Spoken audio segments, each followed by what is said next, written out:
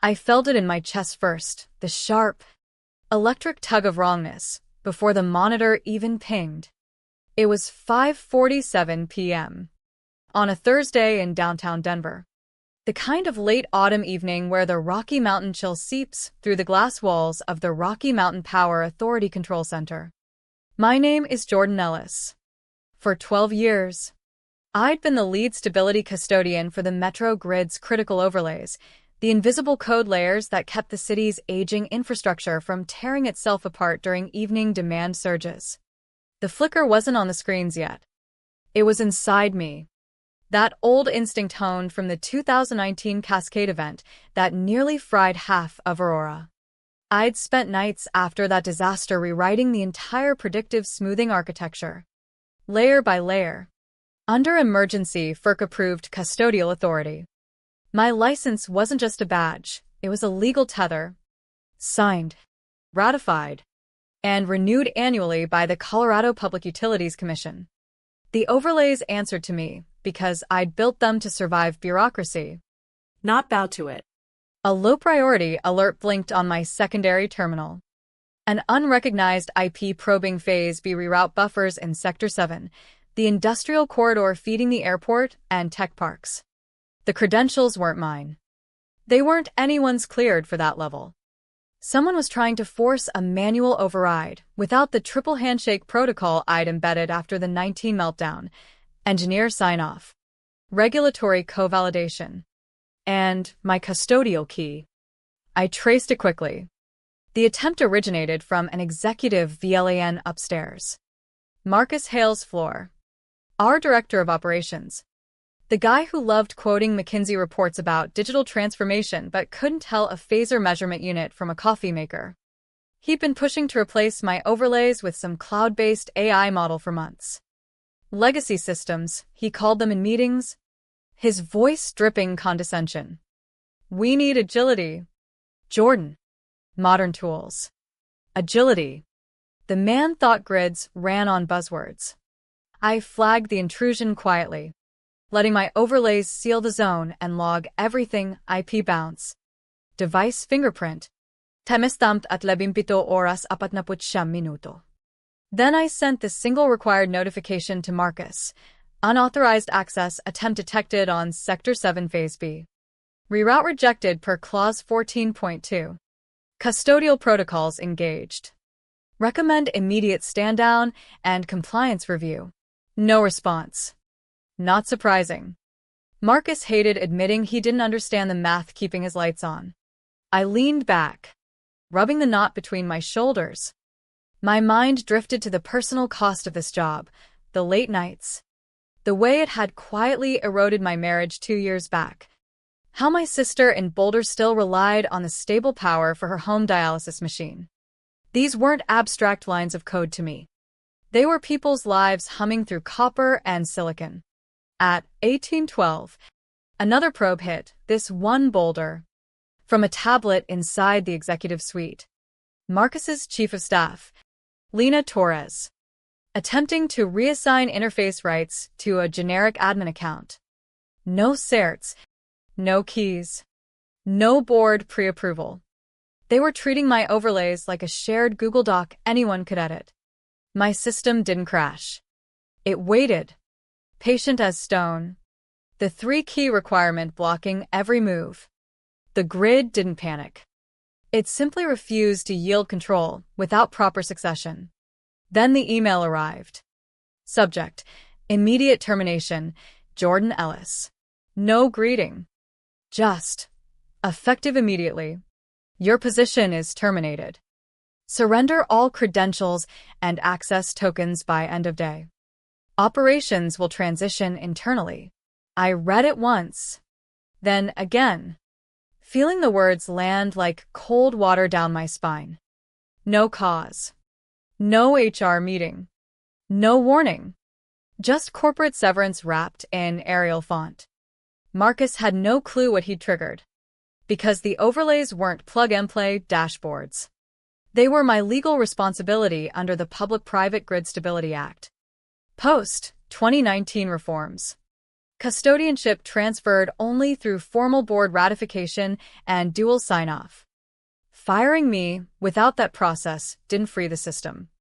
It locked it down under Clause 18.7, the automatic safeguard I'd written to prevent exactly this kind of reckless handoff. I drafted a precise reply. Copying compliance, legal, and the PUC liaison. Per Clause 14.2 and 18.7, control interfaces remain under custodial license until formal reassignment. Termination without succession voids transfer. Recommend consulting risk assessment before any load adjustments. Attached the full logs, my active license PDF, and the original commission ruling. Then I began the disengagement sequence. Not in anger, but because protocol demanded it. I purged session tokens, invalidated cached credentials, and triggered the release strings across sectors 7 through 9. One by one, the smoothing buffers went dormant, the predictive harmonic engines suspended. The final command on Sector 7's master overlay, CLS, 18.7 term. The panel faded to gray.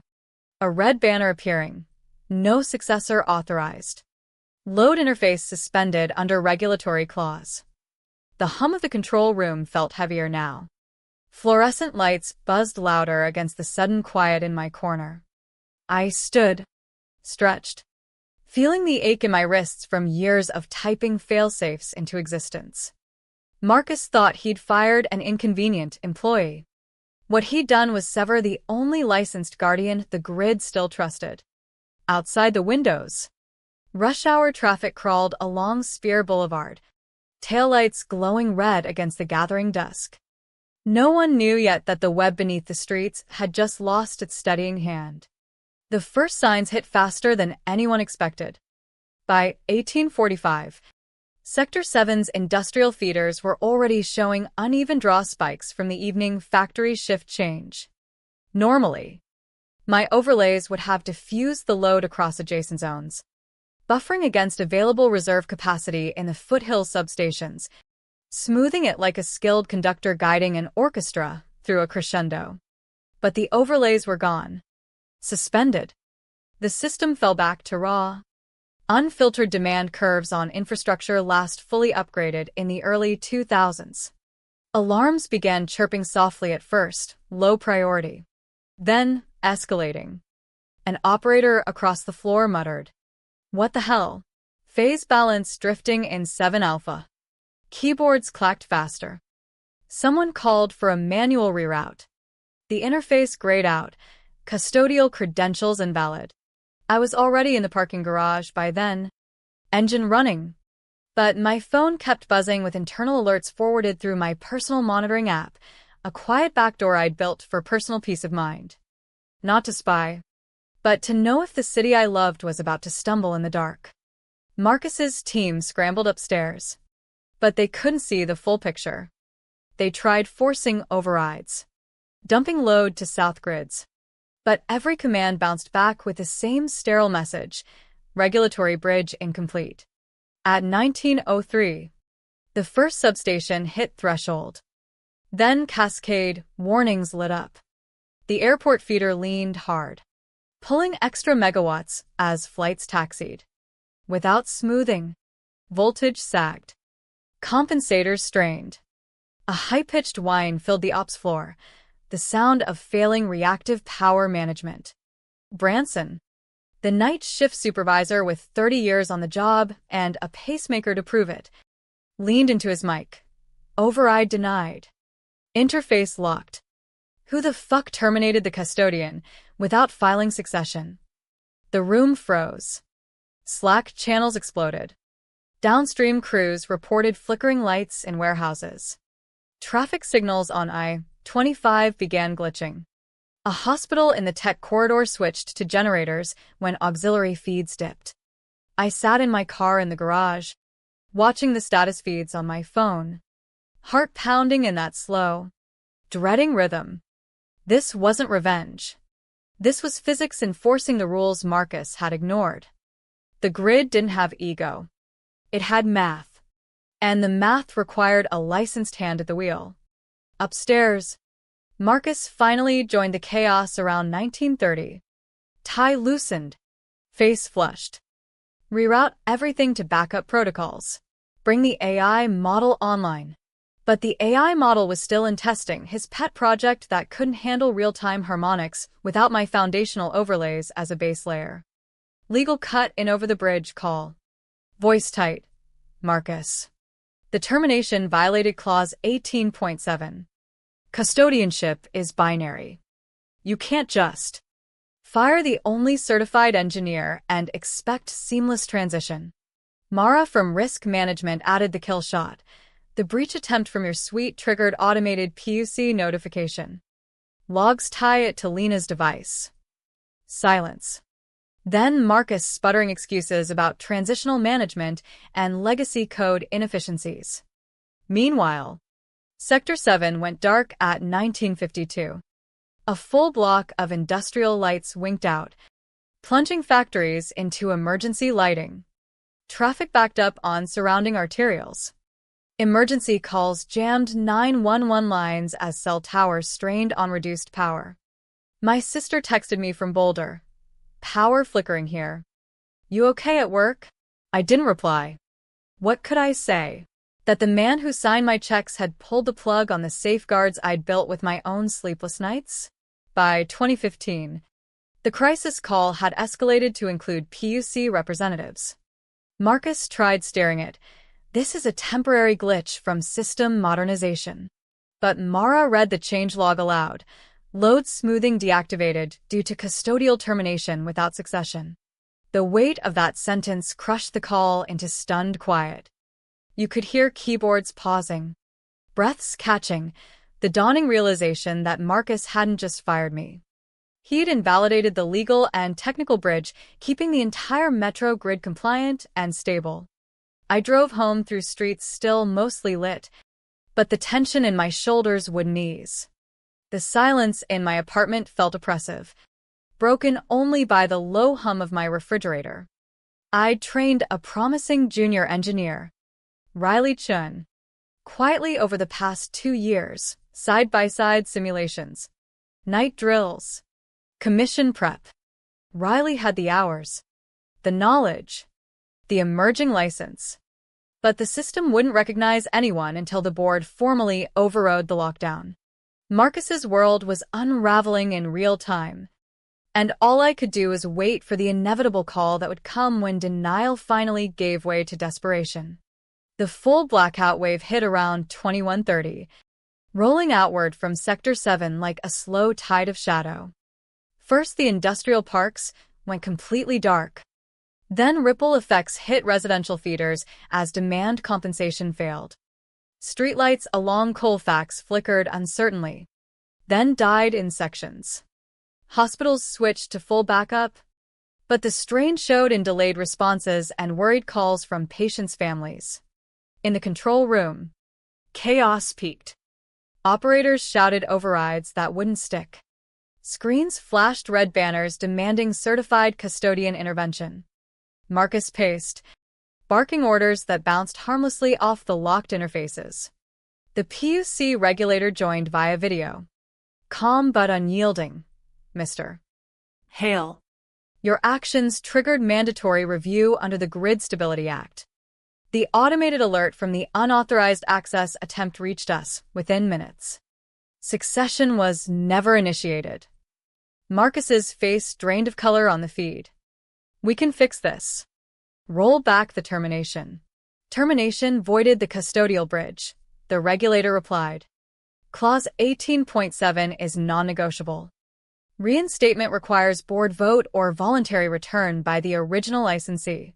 Attempts to bring in external contractors failed. A senior engineer flown in from Salt Lake entered tokens that were immediately rejected. The system knew the difference between credentials and true custodianship. I watched some of it unfold through public outage maps and my lingering monitoring links. A dialysis clinic in the affected zone had to rely on battery reserves. Traffic accidents spiked from failed signals. Social media lit up with photos of dark neighborhoods. People filming from windows. Fear mixed with confusion. Personally, The weight pressed harder. I'd poured my life into these systems after my divorce, finding purpose in the quiet reliability I provided the city. now, Marcus's ego had turned that purpose into a weapon against everyone. Around midnight, the CEO, Thomas Whitaker, finally dialed in from his home office. Marcus, explain how we reached this point. The call devolved into finger-pointing until Mara laid it bare. You terminated the engineer who held the only active license tied to the overlays. The system responded exactly as designed to protect public safety. By 2 a.m., non-certified sessions were fully suspended across the network. Dashboards grayed out citywide. A single message appeared on all authorized terminals. Zone control suspended. Await certified custodian reinstatement. Marcus stormed the floor at dawn, demanding my return, threatening legal action. Legal quietly showed him the clause language he'd never read: custodianship non-transferable without proper process. My phone stayed silent until just after noon the next day. Blocked number. I answered. Jordan, it's Thomas Whitaker. We need to talk. His tone carried the hollow politeness of a man standing in the ruins of his assumptions. The conversation with Whitaker was brief and tense. He offered reinstatement, back pay, even a promotion to senior advisor. But the grid didn't need groveling. It needed structure. I explained calmly. The system followed the law you all signed off on after 2019. My overlays protected continuity. Firing me without succession broke that continuity. He pushed for immediate return. I declined, but gave him Riley Chen's name, my quietly trained successor, already licensed and pre-vetted by the commission. Meanwhile, the city suffered. Rolling controlled outages continued through the morning. Businesses lost millions. Public anger swelled on local news, demanding answers. Audit teams swarmed the facility. PUC, state compliance, internal legal. Logs showed every critical decision over years bore my credential string. The structural importance became undeniable. Marcus's deputy resigned quietly, her device tied to the original breach attempt. Marcus himself was sidelined to advisory within days. His modernization plans indefinitely paused. New protocols emerged from the emergency review: mandatory dual-token authentication for all critical interfaces, full regulatory escrow on overrides, no single-point command authority. Riley stepped in after board ratification, taking the reins with the new safeguards. The transition was smooth because I'd prepared her thoroughly. Months of simulations, knowledge transfer, building trust in the system rather than any one person. I stayed out, air-gapped. My logs submitted formally. No gloating, just quiet satisfaction that expertise had been vindicated over ego. 2 weeks later, the grid hummed steadily once more. No surges, no unexplained dips. Riley's decisions passed through the new dual-key compliance, logged transparently. The system was stronger, less reliant on any single individual, more resilient through enforced process. Marcus disappeared from active rosters. The CEO's quarterly address acknowledged the lesson: never sever the expertise that balances the load. I watched the stream muted, tea cooling beside me. The city lights stayed on. Elevators ran true.